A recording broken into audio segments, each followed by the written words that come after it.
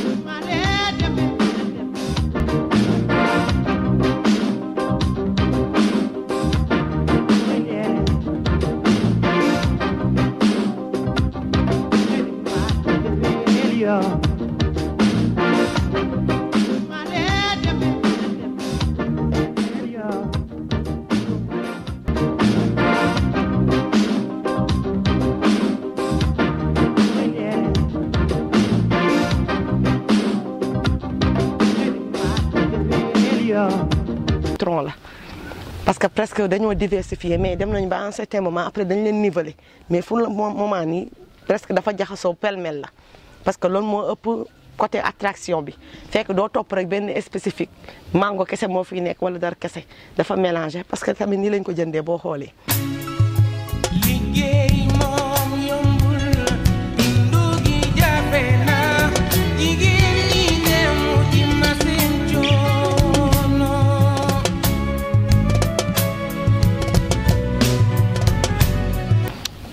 ba ñuy doog a commencé door c'était compliqué comme li commencement bi bëriwul woon lu ñu defar gis nga fruits yi laay màcc nii dama ciy romb di dindi bu ñu demee ci garabu siddee mi tamit noonu la parce que vraiment boo fi ñëwee soxlawul sax ngay togg añ bu mango yi ñoree orange yi ñor limon yi ponkanel yi parce que garabu ponkanel tamit am na fi lu gën a raar ak papaye yi presque mun nga dund ci ferme bi des fois il y a des logements yoo xam ne fii on passe le week-end wala des fois on passe la semaine donc ba ñuy doog a commencé man maa doon tooñ ferme bi di ko tuddee yaraax parce que ferme bi y avait rien du tout comme que dama mën a tooñ des fois monsieur Diouf bu ñëwee fotal ma mën na ko bu ma woon foto yi dafa yaraax mais dem nañ ba benn moment des fois bëgg toog Dakar sax dootuma ko bëggati plus damay bëgg nekk fii parce que c'est un milieu attractif très agréable à vivre. Parce que c'est pur, il n'y a pas de pollution sonore ni pollution atmosphérique, parce que tout est naturel.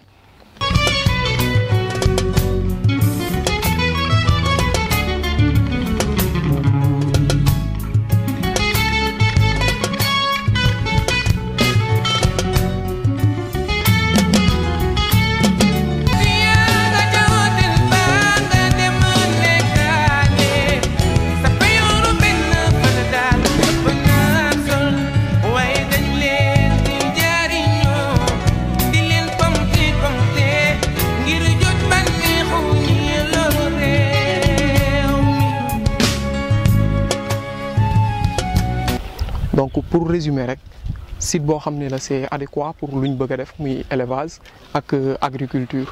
donc élevage bi ñu ngi siy def ay jéego yu am solo parce que ñu ngi def ay poules d'ornement ñu ngi def aussi ay poules pondeuses ak ay espèces yu bëri daal poulet de chair et cetera pour diversifier essayer apporter notre touche à la question d'autosuffisance alimentaire. parce que actuellement boo seetee ñu ne le Sénégal lu muy produire en termes de c'est à hauteur de 33%. donc loolu c'est insuffisant donc à chaque fois on essaie d'améliorer si plan yëpp. c'est pour cela ferme Mame Khadija moom boo xoolee environnement bi bon une fois que nga entrer rek ça vous offre l'opportunité de s'immiscer dans une nature façonnée par diverses espèces végétales. parce que fii nii boo gisee diversité des espèces daf lay jox benn envie nga bëgg a ñëw visiter ferme Mame Khadija avec beaucoup d'espèces également tant sur le plan des animaux mais également sur le plan des végétaux. quand même site bi c'est adéquat aussi pour lu ñu bëgg a def loolu la ñu mënoon am en résumé pour expliquer leen ko mais quand même soo duggee ci biir aussi de part et d'autre di nga gis ni waaw voilà site bi moom am na quelque chose pour l'instant mais à long terme on a envisagé de faire beaucoup de choses quand même.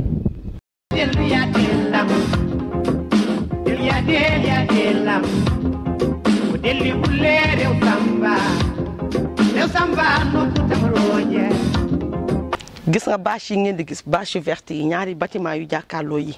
moom mooy poulet de chair yi parce que dañuy dugal ba 10 000 sujets 10 000 sujets lañ ñuy def par mensuel parce que bu ñu dugalee bande dañuy bàyyi ba 45 jours ñu abattre aliments yi ngeen di gis ci ginnaaw moom mooy compenser sama aliments yi parce que yii nii comme gars yi ni ñu koy tàmmee di ko waxee ay lekk yu des la comme jàmmu baam mais ceeb bi dañ koy weer. bi nga ko weeree daf ñuy permettre ñu dimbali ci aliments yi parce que aliments yi dafa metti loolu la ñuy wax état nañ ñu dimbali parce que lii fas bi la fas bi moom mooy gérer transport bi des fois parce que oto bi day metti oto yu fi nekk yi carburant beeg yooyu léegi fas bi la ñuy mottali ko chambre bi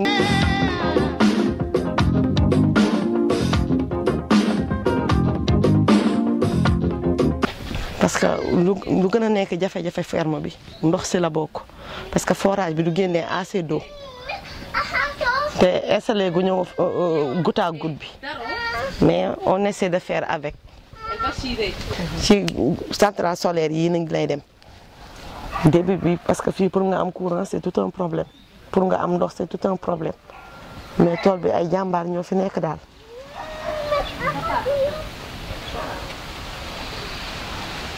c'est un endroit paisible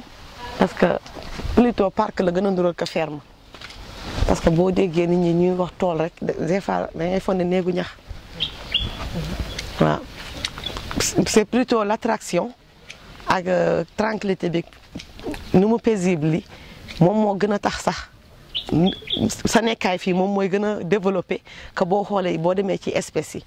parce que il y a plusieurs sortes d'animaux yoo xam ne ay espèces yu rares donc ak végétation bi bu ñu demee côté papaye yi di nga gis ak citronnier yi manguier yi ñoom ñoo nekk ni am na beneen côté tamit bu ñu jënd mais presque boobu mango ak limon yi ñoo fi nekk parce que ba ñu commencé y avait rien du tout mais au fur et à mesure toujours dafay am ay manquements mais da ngay bëgg tamit di surpasser.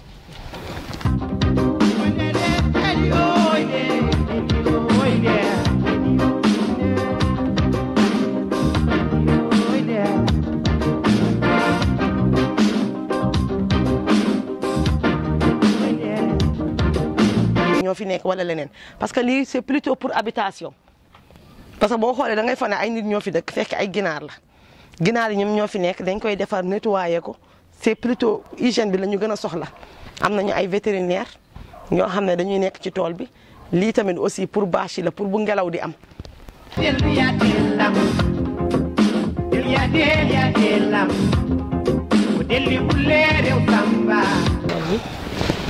lii dugalaguma bande fii la ginaar yi nekk lii yëpp ay 10 000 sujets lay def fu mu nekk nii dugalaguñu bande mais ñoo ngi ci won naa leen couveuse yi voilà moo nekk nii beneen bâtiment bu mu jàkkaarloo bi tamit même superficie la moom tamit dañuy dugal ba 10 000 sujets donc bâche yi ñoo nekk nii ñoom ñoo jóg léegi si la ginaar yi nekk fii mooy département Cher poulet de chair yi ñuy jaay yi yëpp ñuy wax bëgg nañu 50 ginaar ak bëgg nañu 100 ginaar fii lañ leen di denc. ak ay mangeoire abreuvoir si la ñuy naan ak ay mangeoire léegi nekk ay poussin mooy chair bi fii lañ leen di def bu ñëwee carton yi nii lañ leen di jëndee loolu tamit dafa xaw a metti parce que des fois da nga jënd 10 000 sujets 3 000 yëpp dee après yow ku la jaay ki li jënteetu la yow yaay dem wuti ji say aliment des fois nga jënd ay aliment bi dafa infeste wala am ay virus ginaar yi di ça fait très mal non seulement sax du question xaas bi nga perte bi mais espoir bu nga amoon ak commande yi ngay am nit ñi toog di la xaar te bu paree ñii di wax ginaar bu ndaw ginaar bi dafa ndaw ñii di wax dafa rëy parce que ku nekk nu mu bëggee ginaar am na ñoo xam ne dans les restaurants ñoom koko léegi moo leen di gënal mais kuy consommer këram ginaar bu rëy la bëgg te conjoncture bi def na boo xam ne nit ñi mënuñu ñu jënd autant de ginaar pour kër gi parce que kër yu mag la donc nga yar génne sa xaalis lu jënd lu tollu 10 000 sujets presque 3 000 yi dee des fois 5 000 yi sax day dee après nga nekkaat ci yenn conditions yoo xam ne mënoo comprendre ngay dem kolo pour génn ci benn ginaar nga jaayee ko 2500 am c'est compliqué daal après bu ñu demee ba ci biir ba ñu dem ci beneen département yi di nga gis nan la ñuy souffrir parce que topp ñu benn spécialité du chair kese la ñuy def dañuy def les œufs dañuy def poule d'ornement ñoo ngi ci nag yi ñoo ngi ci xar yi léegi dañoo am fi boucherie xar yi dañ la koy rayal indil la ko sa kër defal la ko ci carton loolu yëpp am na ci liggéey bi donc fii nii bu ñu ñëwee poussin fii la ñuy nekk le temps que yee ñu écoulé ko yee nekk maturité ñu jaay ko gis nga lampe yaa nekk nii sa trondo yi voilà lampe yaa ngi ne parce que yëpp solaire la donc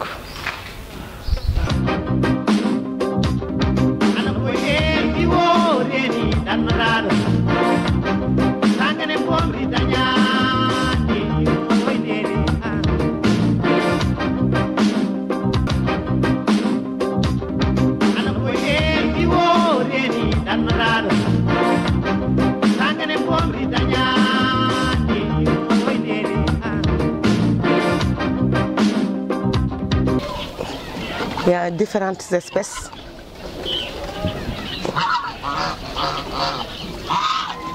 Ñu moom mooy seen bassine bi si la ñuy sangu si la ñuy naan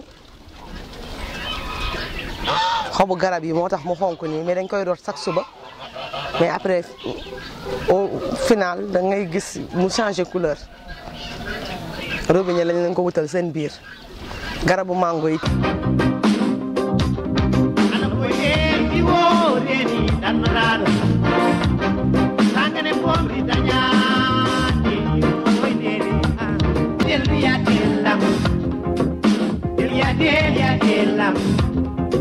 Deli bulere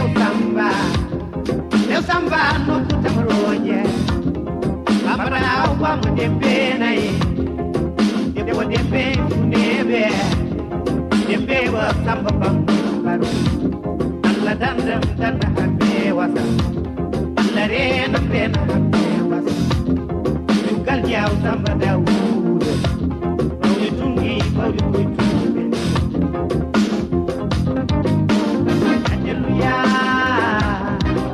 fii moom mooy partie bu ñu réserver palmipèdes yi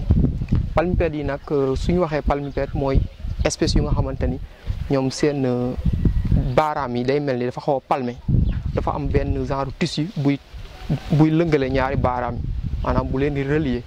donc si biir espèces yooyu nag ñun am nañ si ay oie am nañ si ay canard am nañ ay pélican donc ñun yooyu lañ jot a am si biir lii mais au sein de l'espèce on peut trouver plusieurs races mais également plusieurs variétés dans la même race donc cela veut dire que fii am nañ fi ay su fekkee wàllum oie ñu ngi ay oie de Guinée ñu ngi ay oie à bavette ñu ngi oie Siam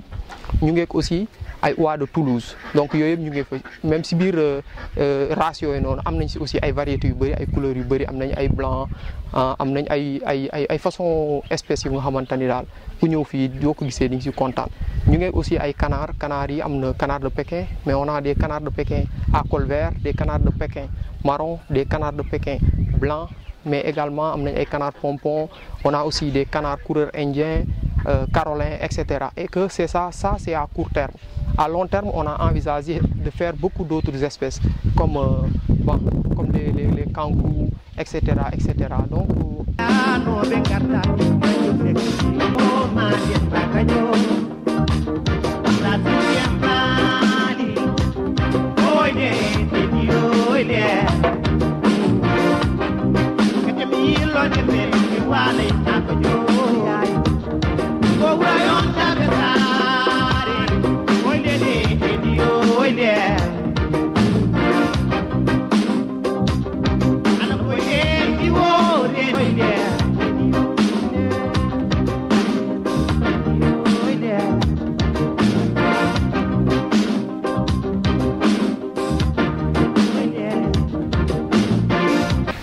ba ci garab bee ngay gis garab ba ci garab bee ngay gis garab bu gën a moom mooy maa ngi baobab bee waaw baobab bee ne tëdd foofu la tool bi yem te dépassé na ko parce que foofu amul mur lii nii toolu dugub bi la ak foofu lañ defoon maïs bi waaw moom mooy côté bee waaw foofu la ñuy bayee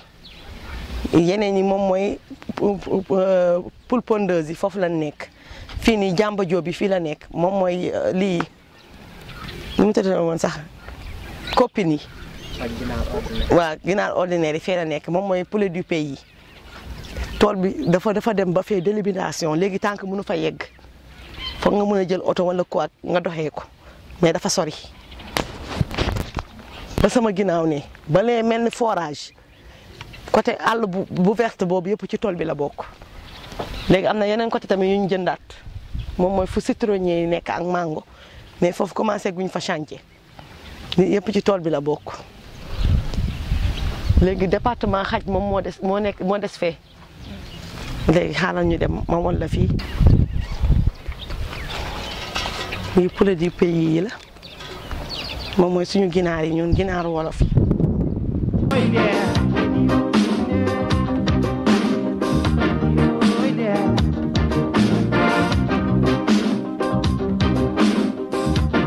ay copine la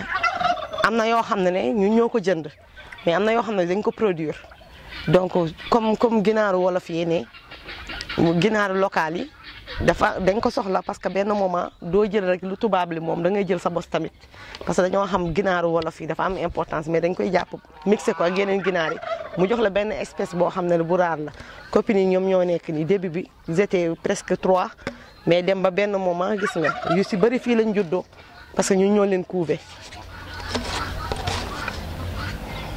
waa lii ay pentade la am na quelques races am na pentade ordinaire yi am na pentade du Brésil day dem ba 5 kilos des fois day dem ba 6 kilos parce que moom mooy ëpp cher bëri nañ fi nag tamit am na yoo xam ne ñun ñoo ko produire comme ni ma la koy waxee rek dañuy jënd début bi mais dem ba ñoom bu ñu amee ay nen dañ leen di yóbbu ci couveuse bi couver leen espèces yi bëri na fi ëppoon na fi aussi am na yoo xam ne dañ koy jaay am na yoo xam ne tamit aussi mortalité bi parce que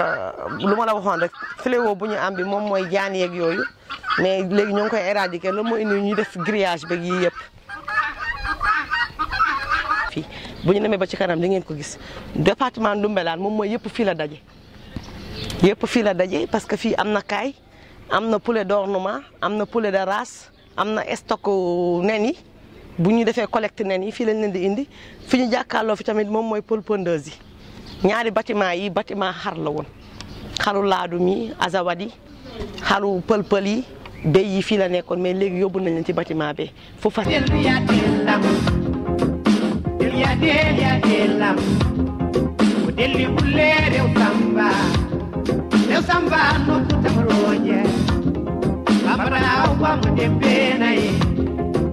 Devo dembe funebe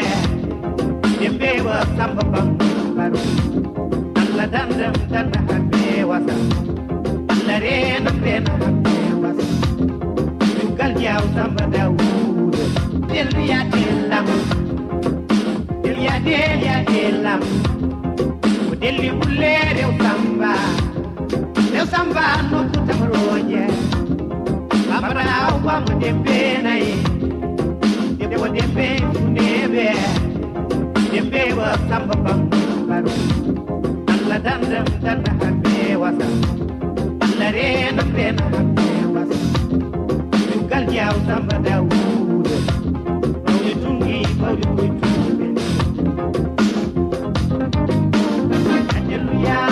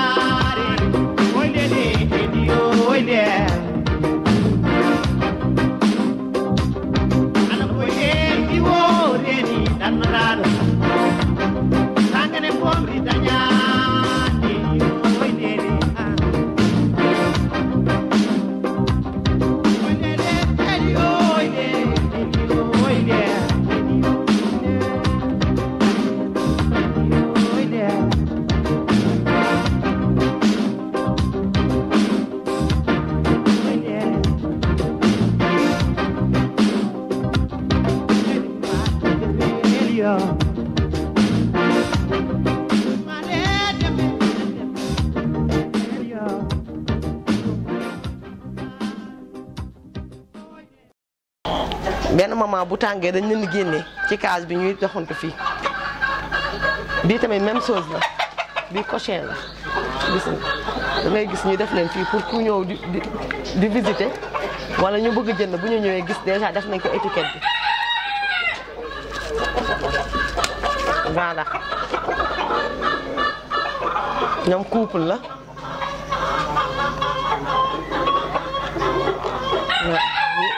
dafa mel ni combattant yi la voilà combattant yi ñoom ñoo nekk nii ñoom dañoo kay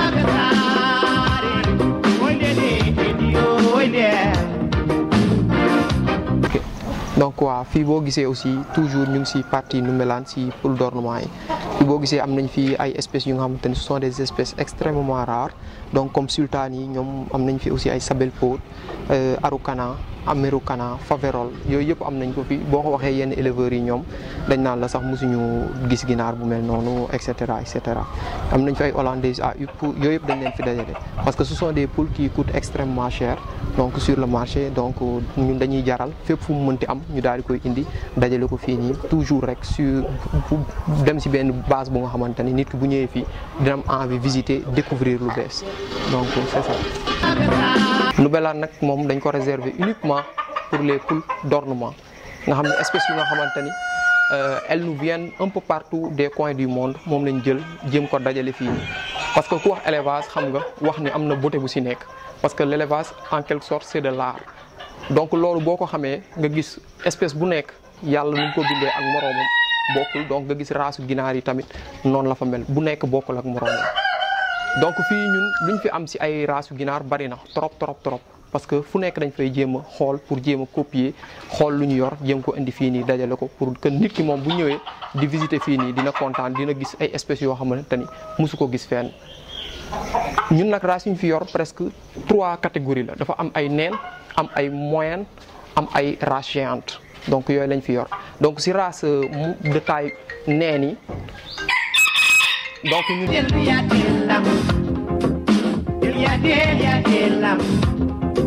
Delli bulle rew samba no kutamroje babara wa mo dembe nay debbo dembe nebe dembe wa samba bangaro alla dandam danda habe wasa alla rena rena habe wasa gal jaw samba dawud rawli tungi bawli koy tumbe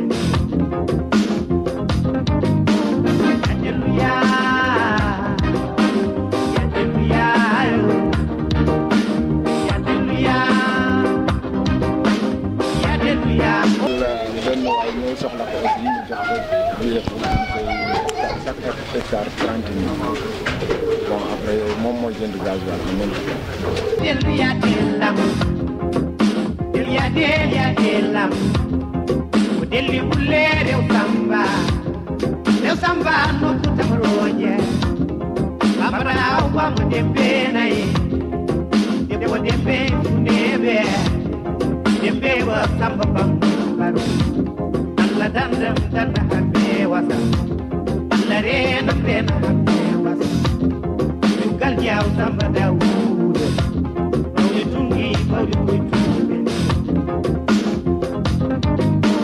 hallelujah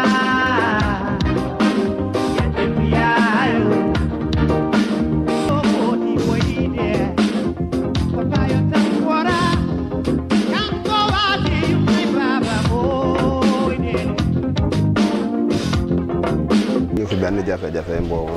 jël na temps daal parce que depuis septembre ba léegi maa ngi fi mais amuñu fi benn jafe-jafe daal wax dëgg yàlla ñoo ngi liggéey nu matériel bi dikkee ñoo ngi koy gérer nice daal. ñoo yor wàllum travaux yi fii ni maçon yeeg yooyu noonu bon ça fait 1 an et quelque maa ngi si tool bi daal daanaka instant yi ni man maa yor wàllum xar yi fi ñu nekk ak fii ay mala di dugg daal man maa koy liggéey. bon liggéey bi nu muy demee fii nii mooy dañuy ñëw waxaale saa waay bon ñu waxaale mu indi affaire yi ñu liggéey. gis nga pondeuse yi ñu romb yee yii moom mooy seen yu ndaw yii lañ ko jënd pour ñu màgg pour yar leen ñoom ñooy nekk future pondeuse yi fu mu nekk nii dañoo nekk liir gis nga poussin bi ñu ko jëndee gis nga dañoo yegg si ñun. moom la ñu jënd pour compenser yeneen ginaar pondeuse yi léegi nag da ngay imaginer yii nii yu ndaw la. yee yi nga gis yee yu weex yee pondeuse yi nii la ñu commencé woon.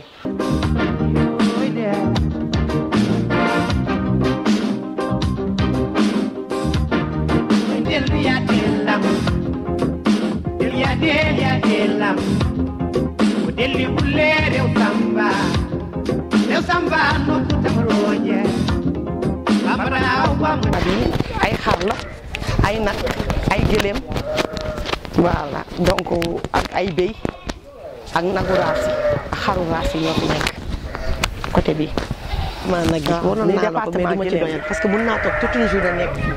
parce que c'est dans le département de ñoom Mauritanie lañ dañoo bëgg yar ñu nag au début ak pël moom ñëpp xam nañu nu mu demee. donc yéene moom mooy presque le prince moom mooy buuru lii bi buuru gétt gi. donc gestion baa ngi nii dama les femmes dañu investir ci côté ferme parce que le plus souvent dañ ciy gis ay góor même bu dee man tey jigéen bu kumba mu ne sàmba tax même bu dee mon mari derrière moi qui m'épaule donc tamit dafa am solo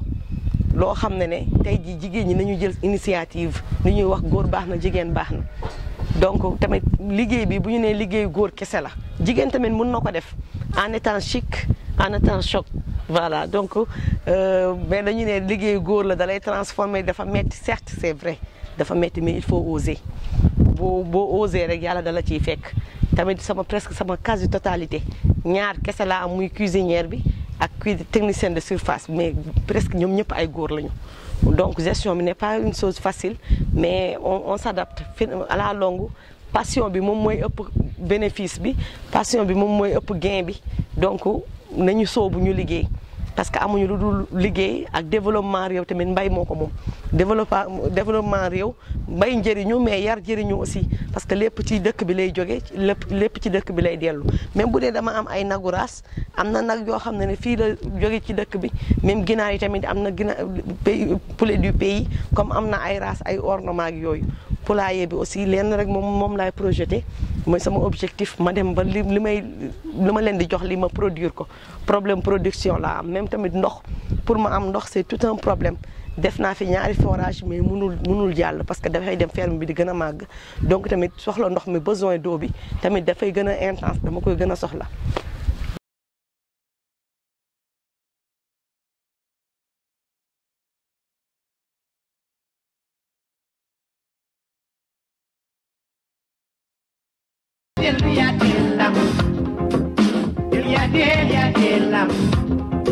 Delli bulle rew samba no kutaroje babara wa mo dembe nay debbo dembe dembe wa samba bambaru Allah dandam danda habe wasa Allah rena